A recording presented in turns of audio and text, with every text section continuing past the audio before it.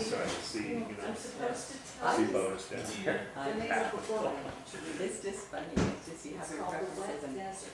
And if you, And it was written by an go, engineer.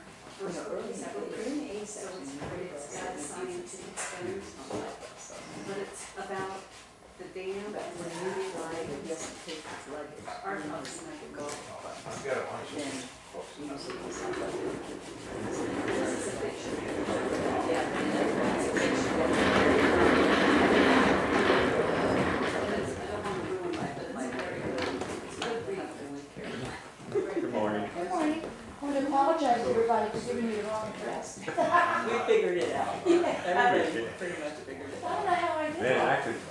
I was doing this trying to find my car. Oh, Wow. it's really dark. Well, it's a dark sky. And you know, Yeah, there's- Oh, that's right. it's a good idea. Well, it was a good thing with the remote control things. That's That's what Mark, I said, Mark, just push that thing so it's huge. Bing, bing, bing.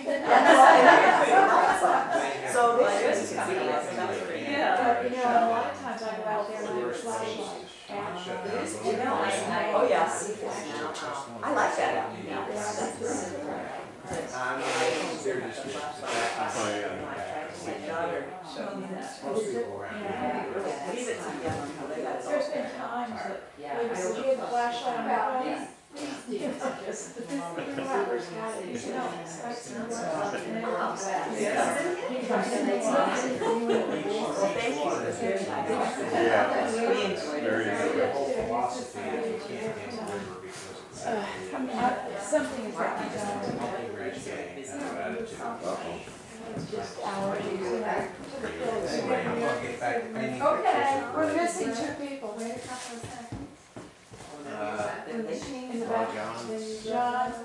They left their instructions in the studio, and when I got back to the hotel, they were sitting there.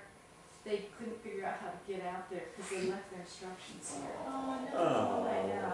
Oh, well, we're in the phone book they I pushed know, I forward. guess they maybe tried your cell phone, but I don't know, that's what they told me. But that's okay, I saw him this morning reading the paper, so I think we could get started and. They're reading the paper. Yeah. So But they're. yeah, I guess we could Okay, have just I'm told lost. everybody if we get lost, we are in the local Because phone. I always Yeah, but they worry tried about our stuff. cell phone number. Yesterday, whoever. I don't, mine didn't ring. Oh, yeah. Mine rang this morning once, twice, and then stopped. I couldn't Nobody wait. on it. Well, It just Nancy says saw where it. they are, but I'm not. That's not bad, I unfortunately. don't know. Nancy Allison says, No, I said, They keep it quiet. they were yeah, she said she saw her. Well, they don't. Yeah, I saw her. Okay.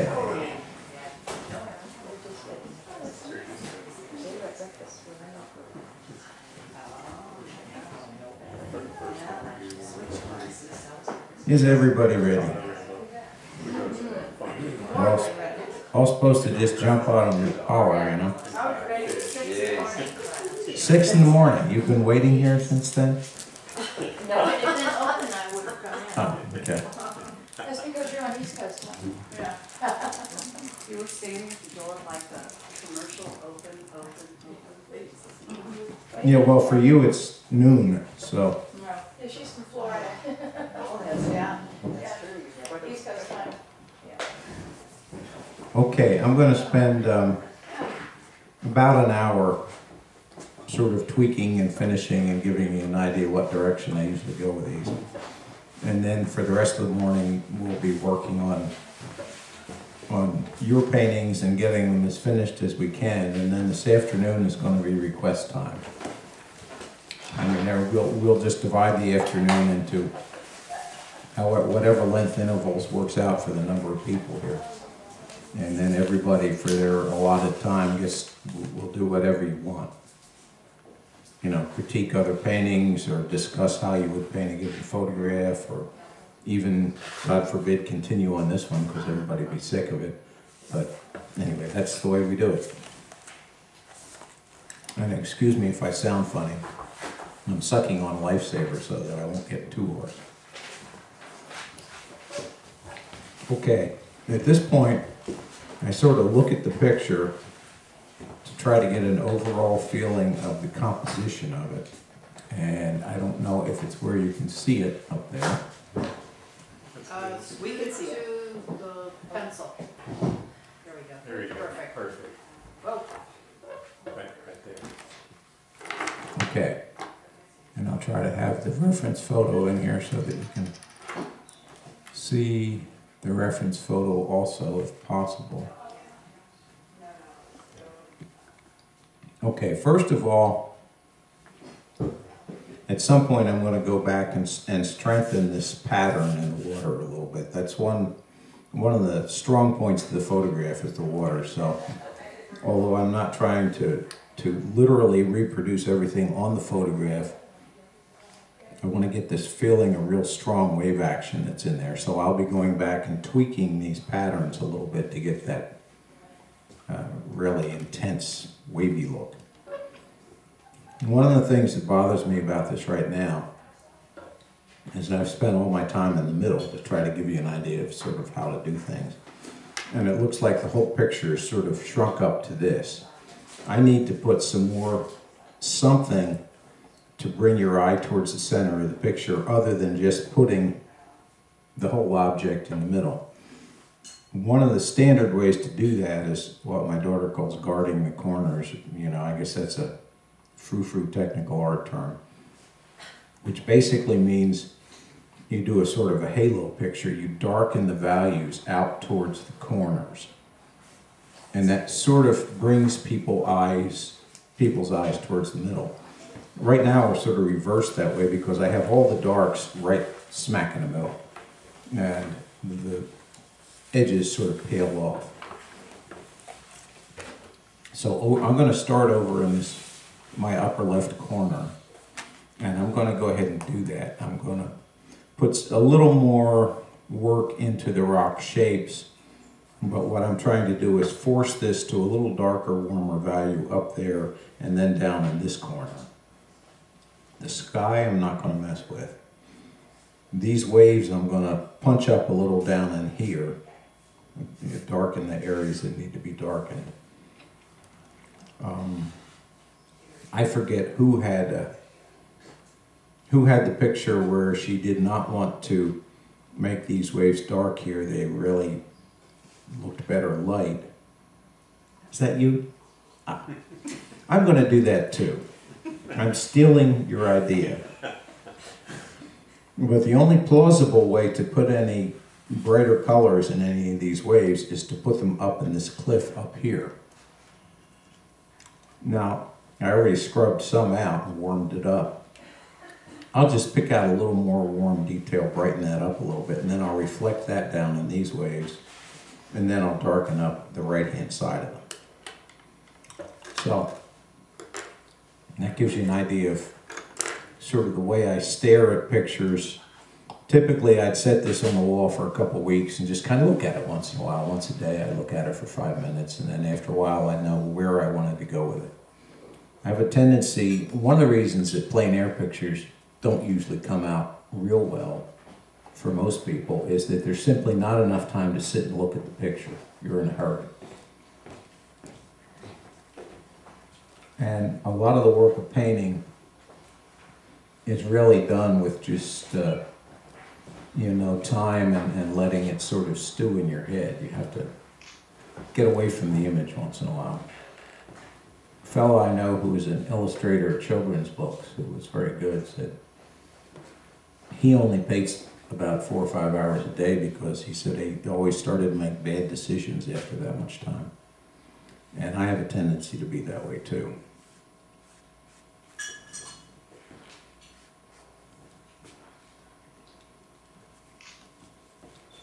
So you all remember first I said I was going to darken up here. And I'm not putting a lot of effort into how I'm doing this. I'm just taking some burnt sienna and sort of smearing it on.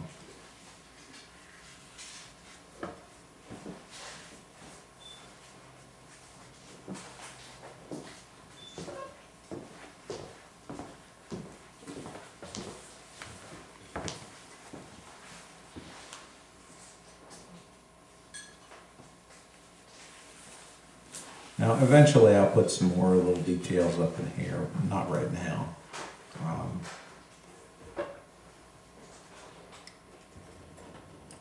back away away from it and take a look. I think it's going in the right direction.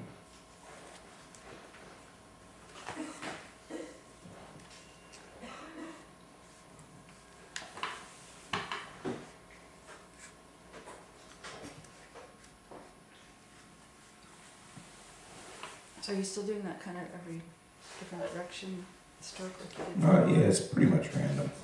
I like the sort of gentle texture that it gives it. And later on, if I want, I can go back and make the rock look like something.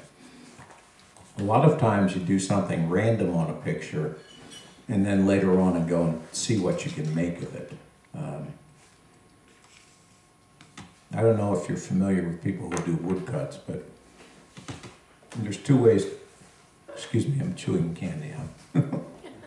Did that come through in the microphone? Crunch, Pretty crunch. well, yeah. Mm. Nice crunch. I thought your neck. Okay. No, I could do that too.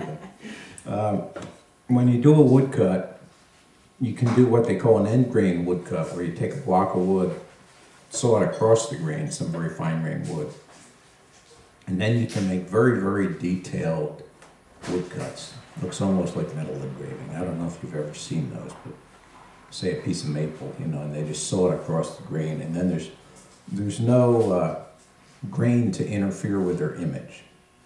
Okay. The other way to do it is you take some wood with fairly strong grain, you know, some kind of pine or something, and I know a fellow who did a lot of woodcuts this way along the grain, and he'd say he would take a piece of wood and he would look at it and say, okay, what picture do I see coming out of this? You know, maybe it's a frog, maybe it's a mountainside, maybe whatever. And then he would sort of go with the flow. A lot of times in a watercolor, in any kind of painting, sometimes it helps to just let a random pattern emerge and then sort of go with it, especially in things that are just sort of generally textured, where you're trying to give a feeling of solidity or reality to the surface. As I said, this fellow Lynn McLean that I know does, for the most part, nothing except pictures of asphalt and manhole covers. And and he also does good landscapes with sort of grassy fields and things. And he starts out just by doing a lot of random scribbling all over the paper, and then he figures out, okay, if that's going to be asphalt, where the little pebbles are going to be, and so forth and so on, by what came out. A lot of people, I don't know if you're familiar with the saran wrap trick.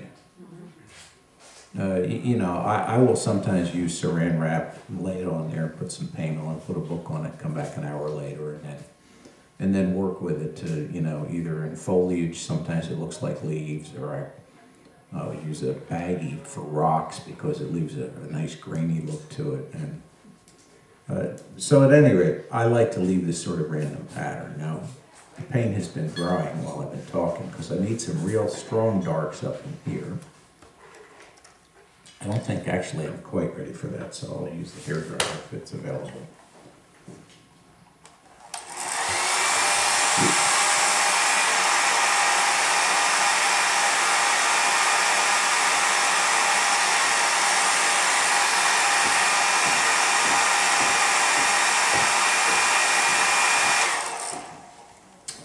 Okay. Now I'll put in a serious dark up there. I had said before that burnt sienna and blue make an ugly kind of black color, and I in fact want sort of an ugly black color right now. So that's where I'm going. I'll put some red in it to hopefully make it not quite so ugly, but I want to really punch up that corner. One of the composition theories that you'll hear sometimes in workshops, people will say they want your eye to have a way to get out of the picture or into the picture from the outside. You tend to bring in some diagonal shape somewhere that starts off on one side of the picture, and it can lead your eye towards the middle. So I said the problem I have with this picture right now is everything's sitting in the middle, but you sort of have no way to get there. It was in an island where there were no really, really strong shapes. And I'm not trying to make this look really detailed or anything else right now. I'm just getting the overall tone of the picture. Now you see what's happening as far as the way you look at the whole picture. When you darken this corner, it starts to give you a sort of a path for your eye to travel towards the middle. A lot of times in a lot of those pictures I use clouds. A picture of dangling rope over there has those sort of diagonal clouds that lead you towards the center of interest. And of course those clouds weren't actually there, I made them up. And I made them up specifically for that reason. I wanted to guide people's eyes. That's one nice thing about painting waves and clouds, is it's sort of a cheap trick compositional thing where you can move it anywhere you want and make it look plausible. Okay, I think that's enough for that corner for right now. Now obviously since I did that up here, I have to reflect it down here. Okay, now this really dark area won't show up, but I've got sort of a serious wimpy, just kind of grays off down there because I haven't given any attention to it. So I'm going to go back. I'm going to darken this, but first I have to look and see, do I want to darken the rest of it? Because if I want to darken any of this area in here, I have to be careful because I don't want to do it after I put it real dark over here. It'll just smear it around. I want to put the darkest over the intermediate value. I think what it really needs is this stripe here continued down in a convincing way, so I'll do that. This is actually pretty light, so I'll leave that alone, and then I'll just turn that black.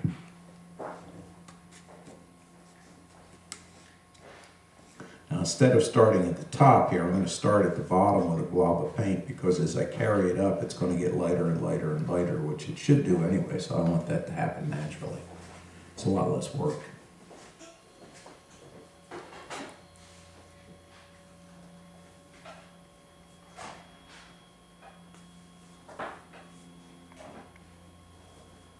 I hope it's still making sense. Just holler at me if I sound like I'm going off the deep end here and can't make sense out of anything.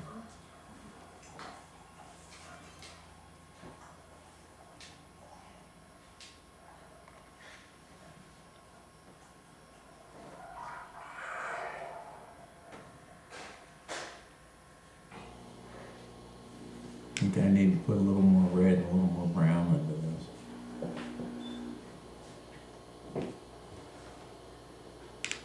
And maybe a little yellow. When the paint is really thick, it just looks dark. But I know as I put more water in it and carry it up here, it's going to go to whatever color is actually there, and I want to make sure that it kind of matches that color. So now, I'm not going to put any more paint on there. I've got plenty of paint. If I'm wearing white, I should stand on this side. Yeah, there you go.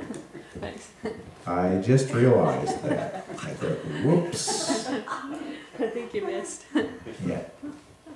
Well, I generally Sign the pants. What's I that? generally wear dark clothes when I paint, and now you know why.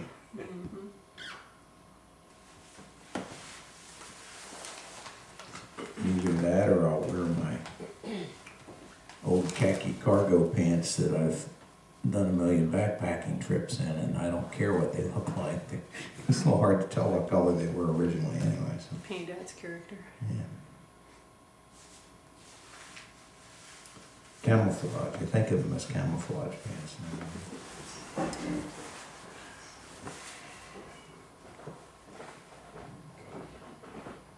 I like cargo pants, but after a while you get too much stuff in there, it's like you're trying to pull down. Yeah, a lot of weight's dragging around.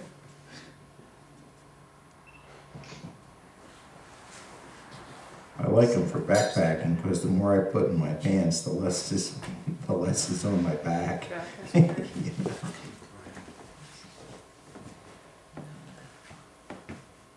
And after a certain number of back surgeries, you don't want a lot of stuff hanging on your back.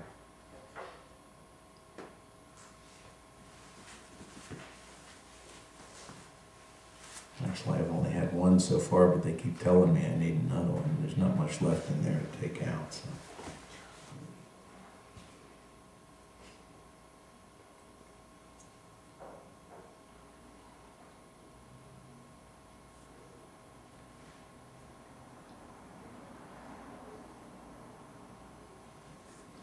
Okay. It's too thick down there. And since I can't make that narrower, I'll make this wider.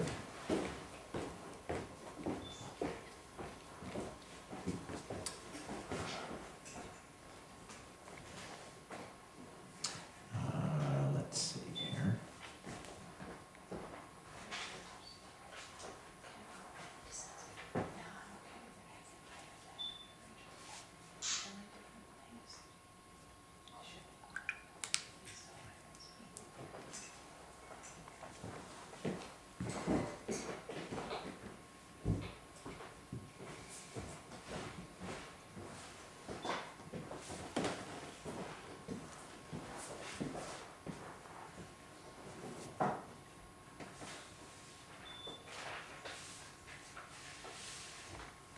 Now, this sort of, I've gotten to the point where I've sort of blended this in up here.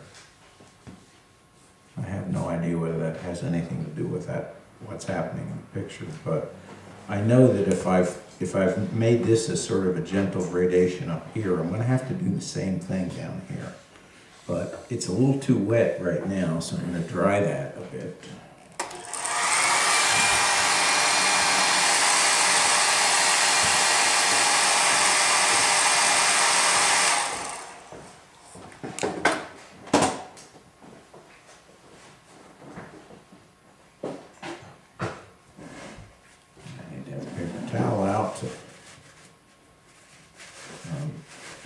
I've told everybody, I guess over and over and over, ad nauseum, that you need to know how much paint and water is on your brush and how much is on paper, because that determines whether it's going to get lighter and spread when you put it on, or darker, or whether it's just going to look like goo, or whether you're going to suck stuff up out of a dry brush.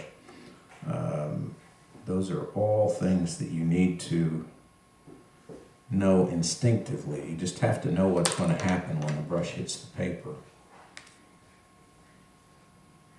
Because when it actually hits the paper, it's too late to change it.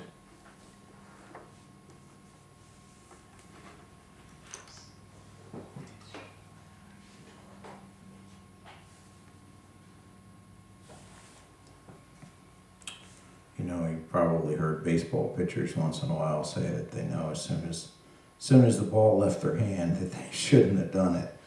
And occasionally that happens with a paintbrush, you know, as soon as it hits the paper, oops, that was a bad idea. But experience helps you avoid that.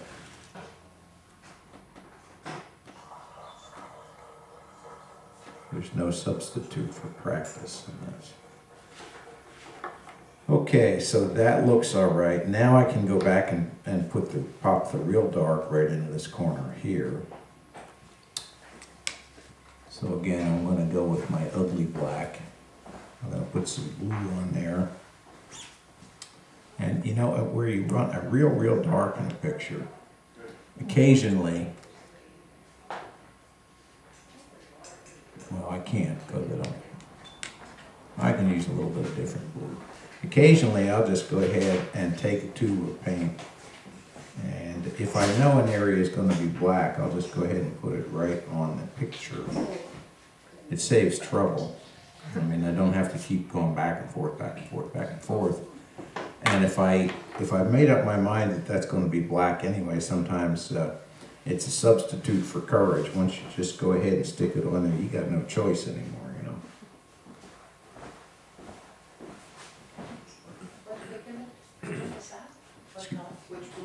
know. I used indent frame blue. It's going to be black anyway, so I figure that's an okay substitute for ultramarine in this case. Put a little bit right in there.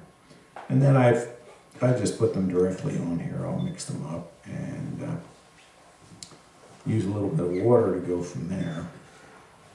So it's just the ultramarine and the burnt umber, or do you use some of the color too? No.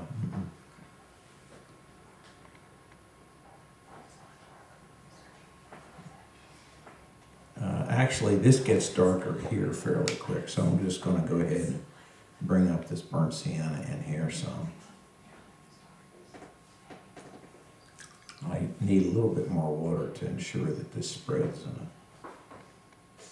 a uniform way.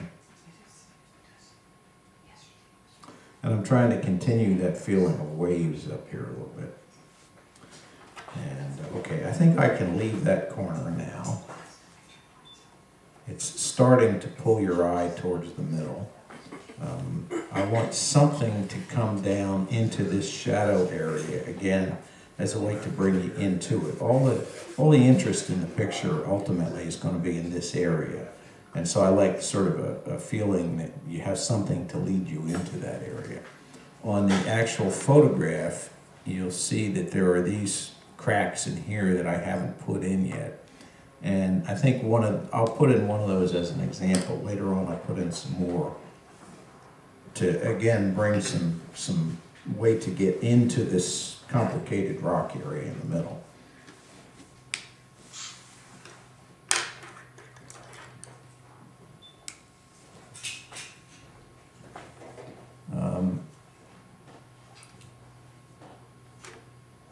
If you paint a lot, you do this kind of thing without thinking. I mean, people who start with a theoretical idea of what a composition should be, and then they go from there and force everything into the same pattern. After a while, their pictures look sort of formulaic, and they just sit there.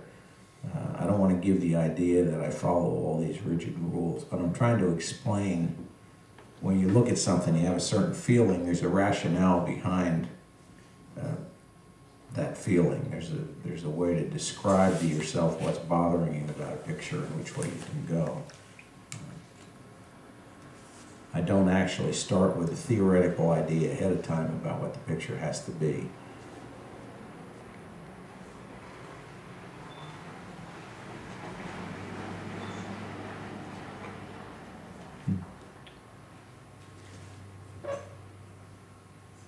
Okay, but you see what I'm doing. I'm trying to sort of attach a little diagonal thing into this area.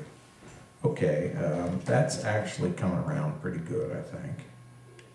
Now, you notice I'm putting all the effort not into the detail here, but into the general sort of flow of the picture and the look of it from a distance.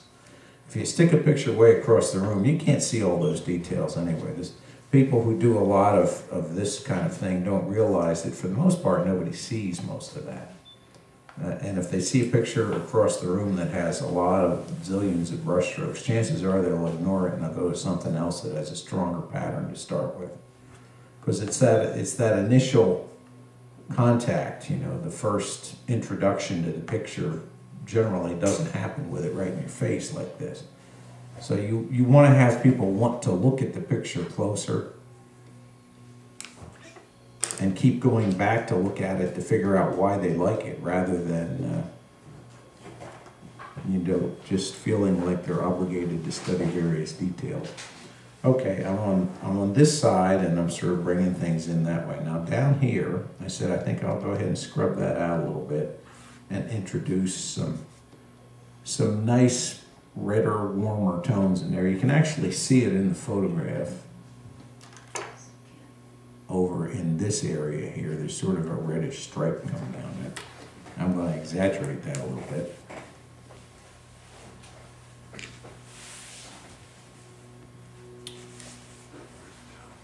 I'll go ahead and lift it out here. Because whatever I do up top, I have to do down the bottom and vice versa.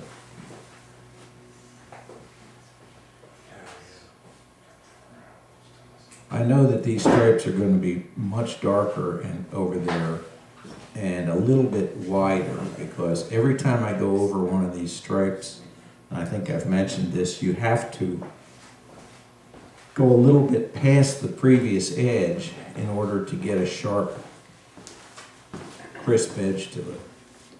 If you keep coming just short of the edge that you had on there, you can look at a picture and you'll see 1, 2, 3, 4, 5, or 6 edges, and what that actually does is it softens the edge. It makes it look sort of soft and indistinct. And in this case, you want a really sharp, distinct edge. Now, some people, like, say, Steve Hanks, I don't know if you're familiar with him, he does beautiful things where sometimes he'll soften an edge just by layer, layer, layer. You know, if you look at it closely, it's just a whole bunch of real faint edges, just one next to the other, and it gradually goes from lighter to darker. You want to avoid that in this situation. There are times when it looks real good. There are times when you definitely don't want to do it. Now I'll put in some yellow.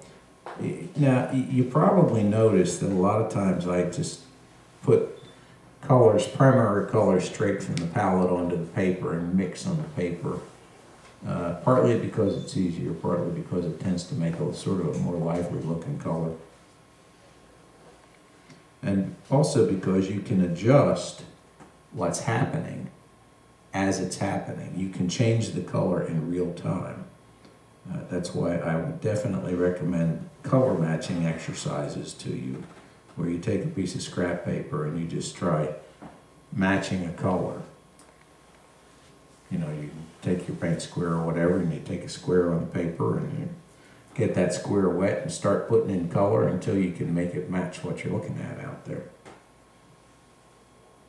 There's really no substitute for being able to do that. Think of it as batting practice. Okay, I've got that red in there now. I think as far as the area up here, what I'm going to do is I'm going to pull down just a couple places, make this just a little bit lighter. And when you do this, when I take and wipe down a stripe coming down from there, it makes it basically look like there's a cliff face that's facing out towards the light. Okay, it gives a sort of a structure to this. You can imagine that there's a sort of a crack in the cliff and then it steps out. You understand what I'm saying? Are we all clear on that?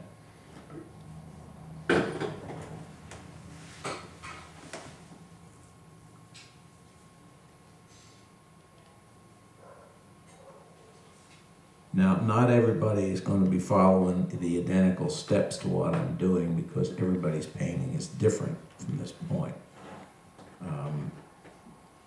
What I'm trying to do now is just give you a feeling for how I approach the picture at this stage. You got to sit back and look at it and say, well, what do I like?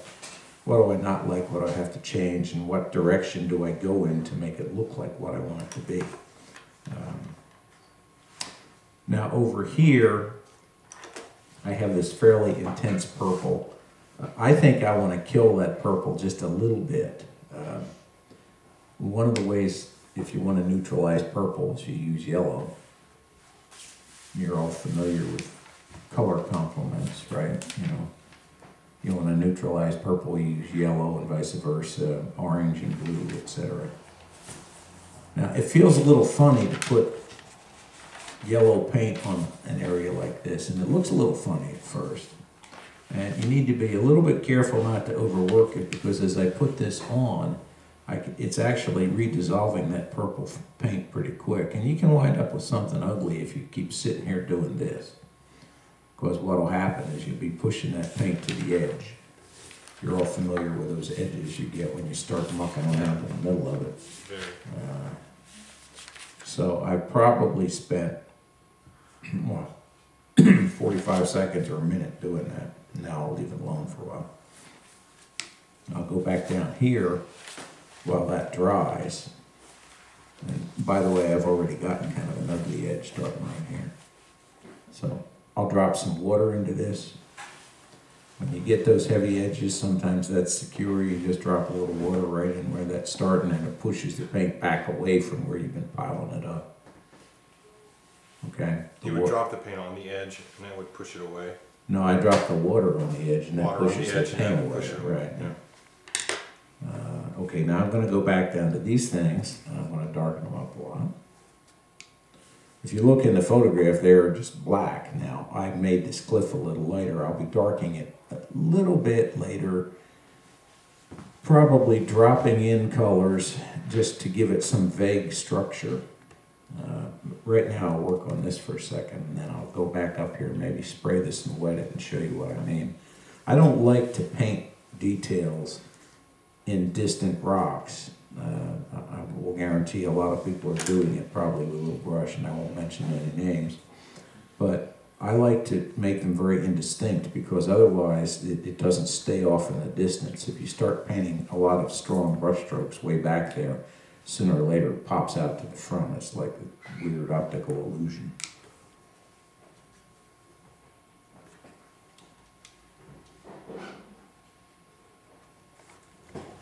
I have no idea what color I just picked up there, because this is dark enough that I don't think it's going to matter. And I'm going to go slightly outside, just a smidgen, a skeinteenth of a millimeter, I don't know, to be technical.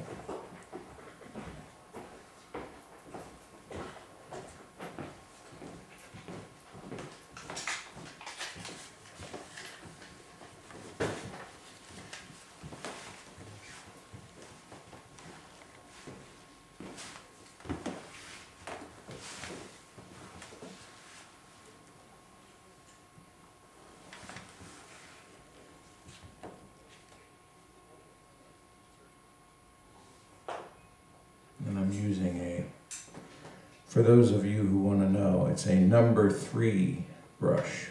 I usually use a number 2 or a number 3 for this sort of thing, with a nice pointy brush. People who have brushes that are, either the sort of pig bristle, stiff oil kind of brushes, or they have brushes that are old and just sort of fuzzy looking. It's very hard to do this kind of work with a brush like that. You want a brush that has a good point on it, so you buy a new watercolor brush. They're not that expensive. And the ones with the synthetic bristles actually work a little better for me, I think, and they hold up longer.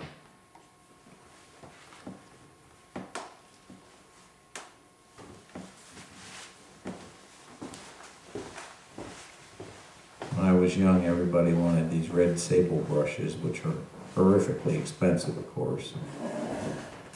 And they're nice, and they last about a month before they get kind of fuzzy.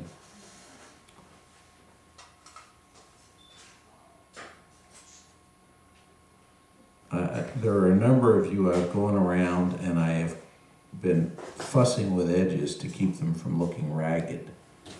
And there are a number of ways that you need to be aware of to keep edges from being ragged. One is that you use enough water, that the paint flows on paper rather than hitting the surface. You know, a lot of times when you get a ragged edge, it's because your brush is too dry and it's only hitting the top bumps on the textured paper, and so you get that funny bumpy looking thing. Another thing is some people will actually try to push a brush like this, angle brush on the paper, and that just doesn't work at all. A lot of bad things happen there. You get ragged edges, and sometimes the brush does this when it skips on the paper and then it splatters little drops. So you pull the brush this way. I know these may seem like silly little technical details, but they're important. The other one is, generally speaking, if you do this, it's hard to get a really smooth edge. You want to get a sort of a longer stroke on it, and that requires some practice. I mean, you don't just automatically come with the ability to pull a brush a few inches in a straight line, but it's just something you have to practice. Again, as I said, this is, you can think of it as hitting practice in baseball or scales on a piano or a violin or whatever. It's just one of these things you need to practice, color matching, brush strokes, things like that, on pieces of scrap paper, and you just need to practice until you get it right. That reminds me of a very dirty little joke, but I won't tell it right now.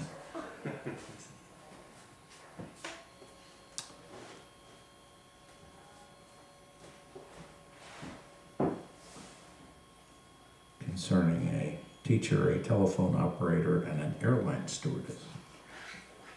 You're just gonna ease into that? For those who want to hear the punchline, it's available later. For those who would be offended, forget it.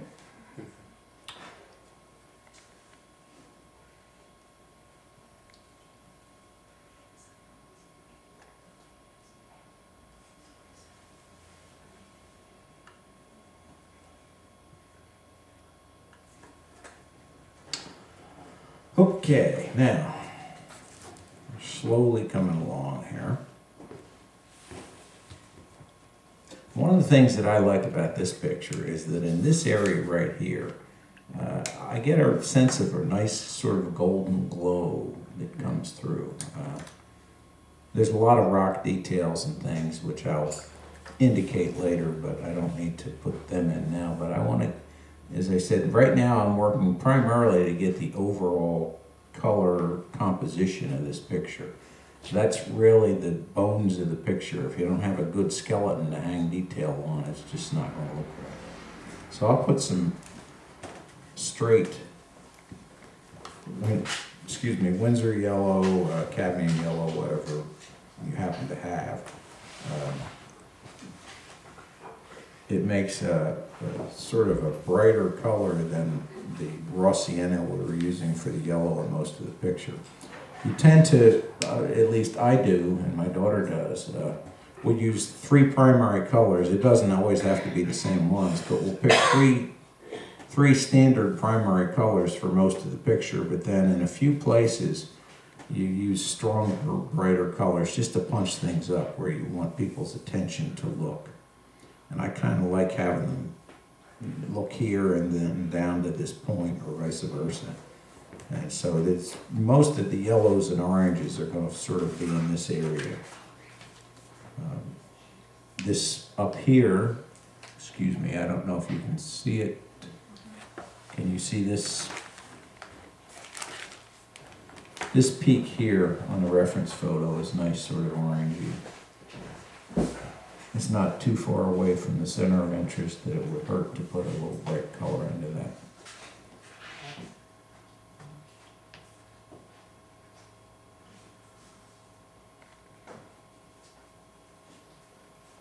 One of the reasons I think, and you may have noticed that I'm a little sort of more vague and incoherent about a lot of this, I mean, aside from the fact that it was late night last night, when I first start the picture, I have a plan. Okay, I can describe, okay, I think I'm going to go this way with this. And I have a way to approach it in the beginning. You have this opening game, and it's sort of standard. But then, once the image starts to develop on the paper, it goes its own way. And the struggle gets a little more confusing when you try to really work up the final details and the look of this thing. Because you can no longer just say, well, I'm going with my plan, because it may not fit the picture. And that's when you get sort of vague and wishy-washy, iffy, you know. The real temptation and what you really have to avoid is just sitting there without any plan and just brushing on the paper. That's why everything I've done here, I say, well, I've looked at the picture and such bothers me. I'm going to try so-and-so to fix it.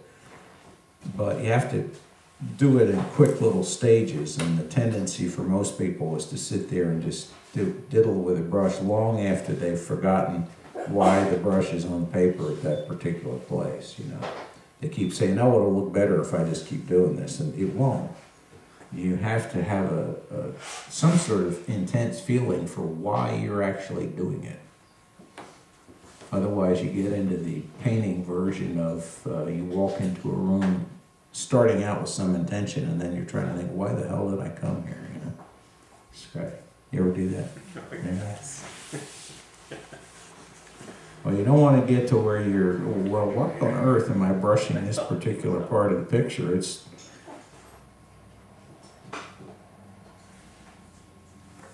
put a little bit of red paint on there. I would gradually punch up this whole area in here. As I said, at first I darkened the corners so that it sort of forced you down here. And now I'm putting a little brighter paint and details. And in the water, I would start to go back in and I would put in some little brighter colors to sort of try to strengthen this pattern. I've got burnt sienna on the brush now. I'm just going to take all of these little bump out wavy parts on this wave, and I'm going to try extending them a little bit with a little bit brighter color. And as I said, this has a very strong pattern in the water in the reference photo. And I sort of roughly outlined it, but I'll develop it probably over the course of a couple months. I'll look at it. You don't want to just jump in and say, oh, I'm going to do the whole thing all at once, because you sort of need to look at it and live with it for a while before you have a good feeling for what's going on.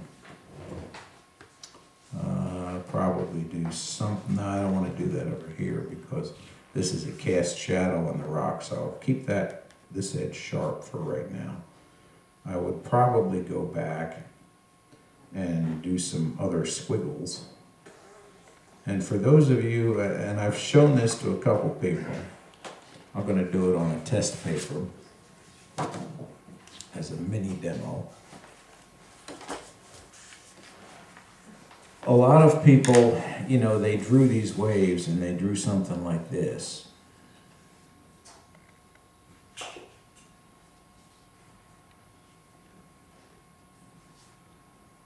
Or even worse, they'll draw something like this.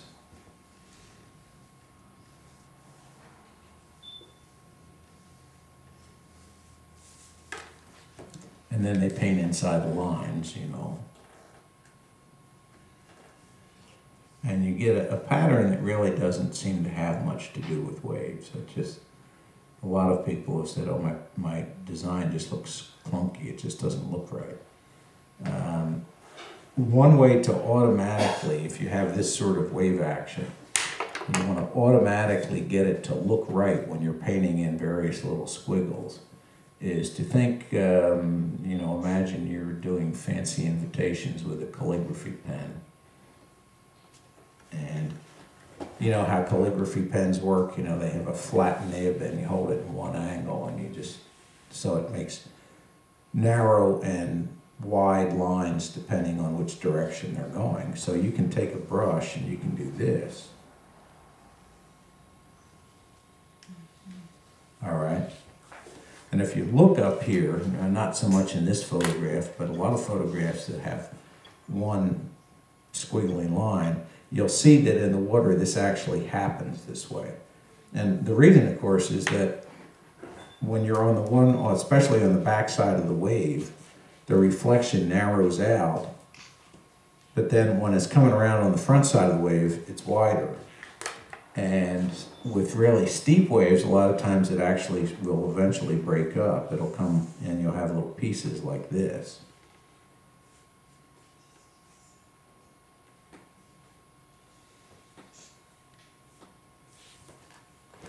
Okay. You probably see a few of those on here if you look real close.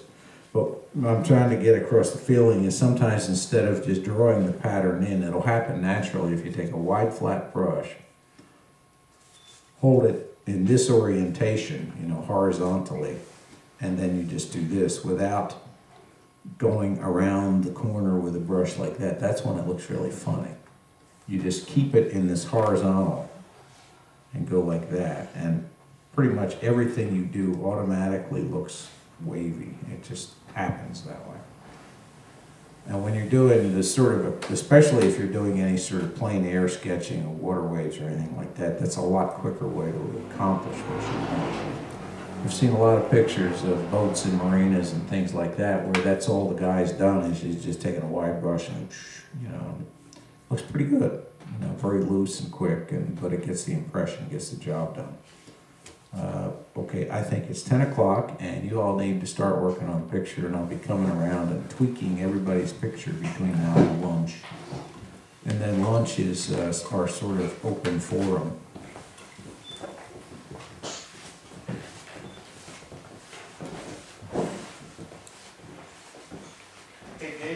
could you put your picture Yeah. back up there? I'm gonna. Thank you. What I usually do though is put it on this. That's fine. Whoops, if that's okay. That's great, thanks. That's got some-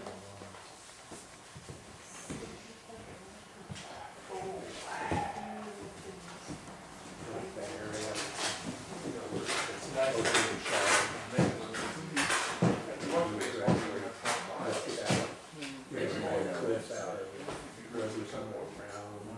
I love that. This rock watch, I think, to die for too, besides the weights, I mean. Yeah, well, generally That's speaking, good. you know, Both ways. Philadelphia's not in here, or Houston is in there. Your game that year, huh? Yeah, When you don't care, someone. not too much. I mean, when the World Series comes on, if I have time to watch, then we'll just sort of randomly flip a coin and pick somebody. Because you have to have somebody to